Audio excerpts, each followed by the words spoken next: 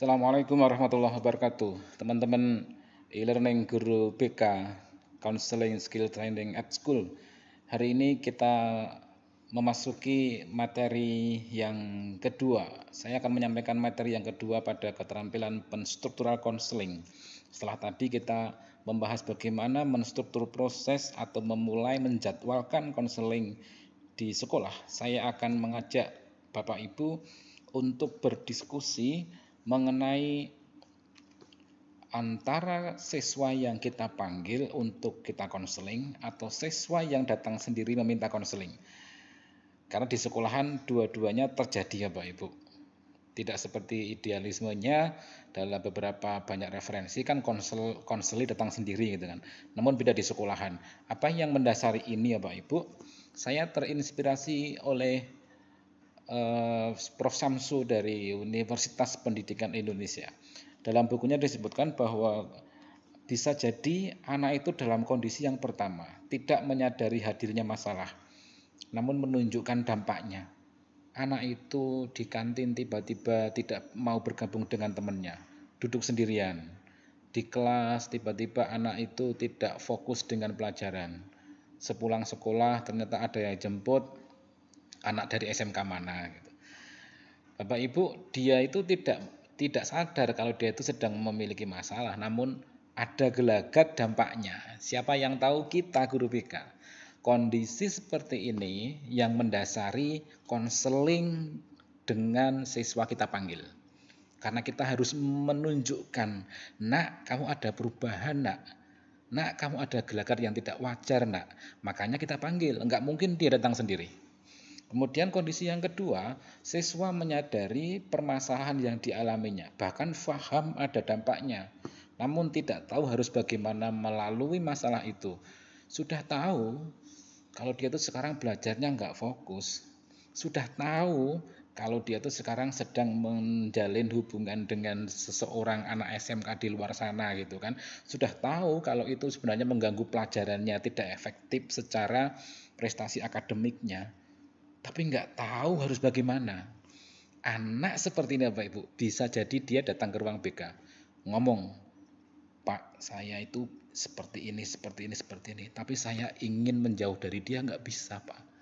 Ini berarti dia tidak tahu harus bagaimana. Ada peluang yang pertama kita panggil, yang kedua dia datang sendiri karena sadar dia sedang tidak dalam keadaan yang baik. Nah, kondisi yang ketiga Bapak Ibu, siswa telah ada keyakinan pada dirinya sedang terpuruk, sedang tidak baik, bahkan mengetahui solusi terbaiknya, namun tidak datang untuk mencari solusi itu. Saya ulang, tahu keadaannya terpuruk, bahkan tahu solusinya, namun tidak melakukan solusi itu. Anak yang seperti ini mau nggak mau dalam format kita panggil Bapak Ibu. Nak, kamu sedang begini? Iya Bu. Kamu tahu kan solusinya apa? Iya Bu. Kenapa enggak? Lah gimana Bu? Nah, kita urai alternatif plus minusnya. Bapak Ibu, kondisi 1, 2, 3 ini yang bisa jadi menjadi dasar bagaimana kita memanggil atau tidak anak untuk mengikuti konseling. Jadi antara anak dipanggil sama tidak, bukan masalah dipanggil tidaknya, bukan masalah sadar sukarela datang tidaknya, namun kondisi-kondisi ini yang terkadang mau nggak mau kita memanggil. Karena kita harus menjelaskan dulu, menunjukkan dulu, nak kamu ada perubahan, atau kita menunjukkan, nak kamu harusnya solusinya seperti ini, tapi kenapa enggak?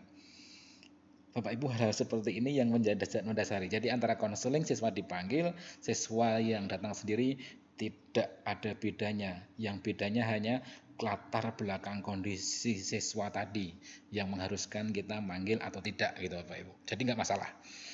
Kemudian Bapak Ibu, kita bicara soal durasi anak di ruang BK atau di gazebo sekolah atau dimanapun untuk curhat Bapak Ibu.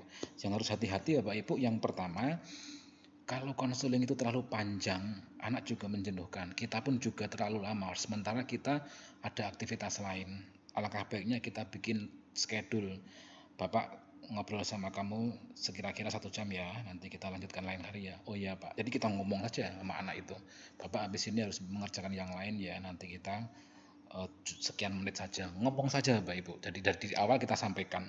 Kemudian yang kedua, terkadang anak itu kalau sudah curhat berpanjang-panjang, apalagi merasa ada yang mendengarkan di rumah, ibunya sibuk, apalagi bapaknya, ketika ketemu sama guru BK yang mau mendengarkan dengan penuh empati, dia tuh senang banget curhat terus-terusan.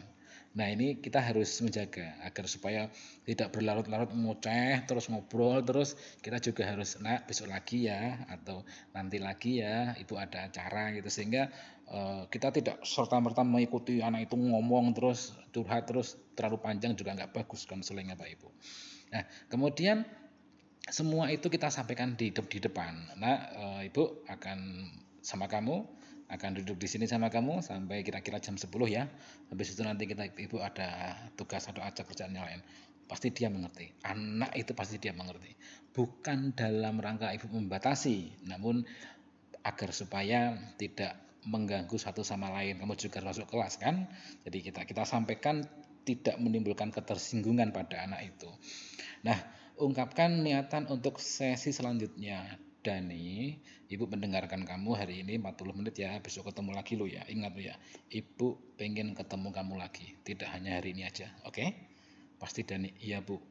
Begitu mendengarkan, Ibu masih pengen ketemu kamu loh Dan. Itu si Dani itu pasti, Ibu berarti butuh aku nih. Aku diperhatikan banget nih ngajak ketemuan lagi. Itu penting Bapak Ibu kita sampaikan. Nah, Bapak Ibu itu yang saya sampaikan Bapak Ibu antara konseling anak yang dipanggil dengan konseling anak yang tidak dipanggil tidak ada pengaruhnya. Ini hanya beda kondisi anak. Kemudian yang kedua, proses konseling durasinya harus kita desain sedemikian rupa agar tidak mengganggu aktivitas kita dan anak mendapatkan porsinya tanpa mengalami ketersinggungan.